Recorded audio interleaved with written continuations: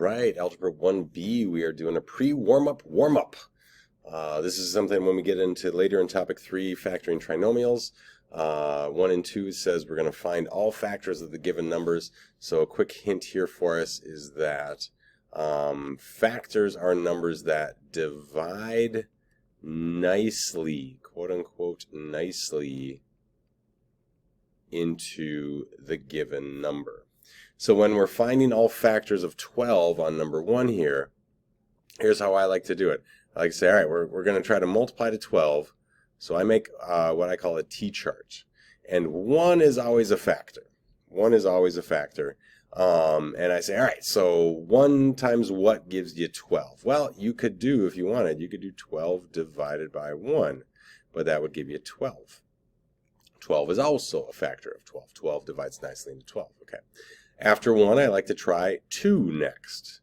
Can I do 2 times something to get 12? And if you have the number sense, you know that it's 2 times 6. But if you didn't know it, you could do 12 divided by 2 would give you 6. Let's throw some equal signs in there. Okay, so 6 is also a factor of 12. After 1 and 2, I like to do 3. 3 times 4. And if you don't know it was 4, you could do 12 divided by 3. Now after 1, 2, and 3, 4 would come next, but 4 is already on the list. So it seems that we've got all the factors. I don't have to try 5. I don't have to try 7, 8, 9, 10, 11. But here's the thing. I'm going to switch colors here. We could also sneak in a negative 1. Negative 1, it says find, oops, I should change this. It should say find all integers that are factors of 12. But you could do negative 1 times negative 12 would also give you 12.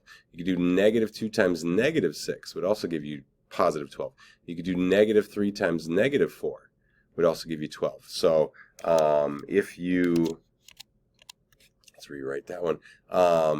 If you include negatives, you've got some negatives there. So our answer here, when we find all the factors of 12, all the integer factors of 12, we'd have 1, negative 1, 2, negative 2, 3, negative 3, 4, negative 4. 5 is not a factor, but 6 and negative 6 are. 7, 8, 9, 10, 11 are not, but 12 and negative 12 are.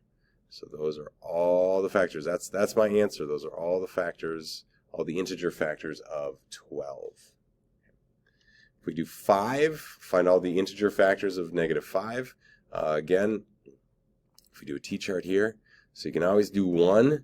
And again, if you have the number sense, you can say 1 times what gives you negative 5. Well, if you're not sure, you can do negative 5 divided by 1.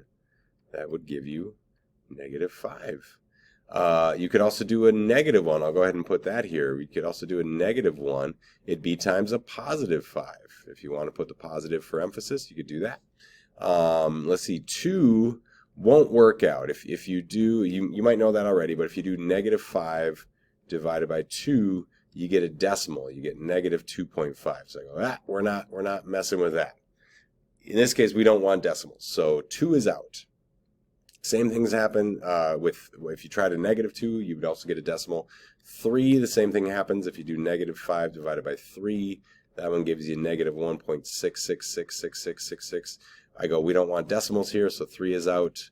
4, the same thing would happen. If you do negative 5 divided by 4, you get negative, that's a nasty 4, let's undo that here real quick.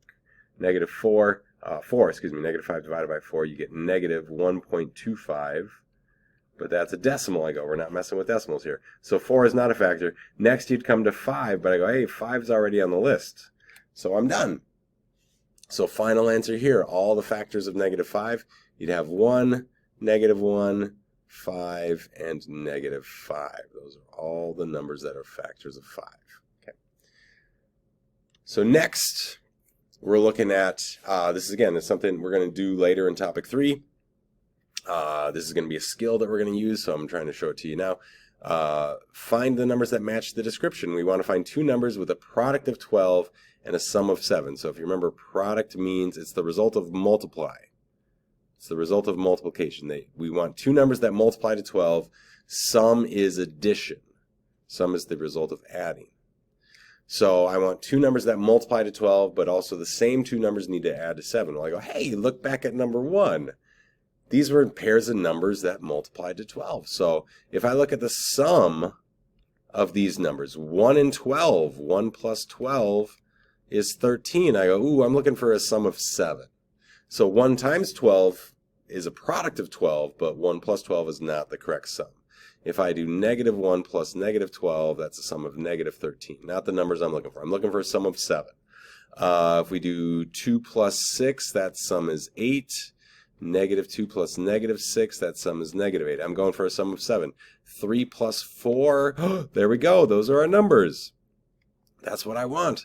So our numbers here, what are two numbers that multiply to 12, have a product of 12, but the same two numbers add to 7, they have a product of 7, or excuse me, a sum of 7. Those numbers are 3 and 4. There you go, that's my answer. But I used my work from number 1 to do that. Number 4 now, I'll switch colors, we'll go green. Two numbers that have a product of 12 and a sum of negative 8. Well, I did that right here. The numbers from number 1, all those pairs had a product of 12. All those pairs multiplied to positive 12, but it was negative 2 and negative 6. So yeah, this is something we're going to do later in topic 3. So I encourage you, practice this. Practice doing those factors, doing what I call the T-charts, because I think it's really going to be helpful there.